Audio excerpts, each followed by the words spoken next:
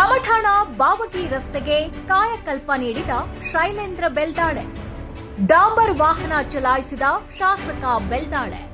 ಅತಿ ಹೆಚ್ಚು ಗ್ರಾಮಗಳನ್ನು ಹೊಂದಿರುವ ಬೀದರ್ ದಕ್ಷಿಣ ವಿಧಾನಸಭಾ ಕ್ಷೇತ್ರದ ಜನರ ಬಹುದಿನಗಳ ಬೇಡಿಕೆಯಾಗಿದ್ದ ಕಮಠಾಣ ಬಾವಗಿ ರಸ್ತೆ ಕಾಮಗಾರಿ ಭರದಿಂದ ಸಾಗುತ್ತಿದ್ದು, ಶಾಸಕ ಡಾಕ್ಟರ್ ಶೈಲೇಂದ್ರ ಬೆಲ್ದಾಳೆ ಅವರು ಸ್ಥಳಕ್ಕೆ ಭೇಟಿ ನೀಡಿ ಕಾಮಗಾರಿ ಪರಿಶೀಲನೆ ನಡೆಸಿದ್ದಾರೆ.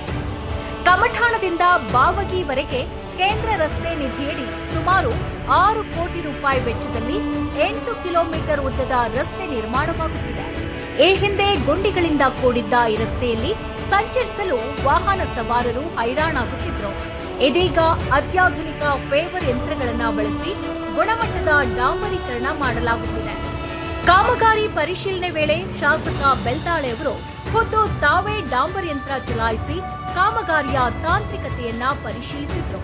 ಅಷ್ಟೇ ಅಲ್ಲದೆ ರಸ್ತೆಯ ದಪ್ಪ ಮತ್ತು ಗುಣಮಟ್ಟವನ್ನ ಖಚಿತಪಡಿಸಿಕೊಳ್ಳಲು ಅಧಿಕಾರಿಗಳಿಗೆ ಸೂಚನೆ ನೀಡಿದರು.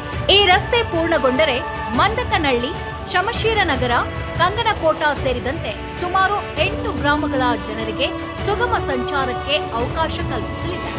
ಏಪ್ರಿಲ್ ವೇಳೆಗೆ ಕಾಮಗಾರಿ ಮುಗಿಸಿ ಸಾರ್ವಜನಿಕರ ಬಳಕೆಗೆ ಮುಕ್ತಗೊಳಿಸುವ ಗುರಿ ಹೊಂದಲಾಗಿದೆ ಎಂದು ಶಾಸಕ ಶೈಲೇಂದ್ರ ಬೆಲ್ದಾಳೆ ತಿಳಿಸಿದರು. ಜ್ಯೋತಿಯ ಕೀಚಿನೊಳಗೆ ಅನ್ನ ವಿತರಿಸುವೆ ಪ್ರಭು ಮೋದದ ವರವೇ ಈ ಪಂಚಾರುತಿ.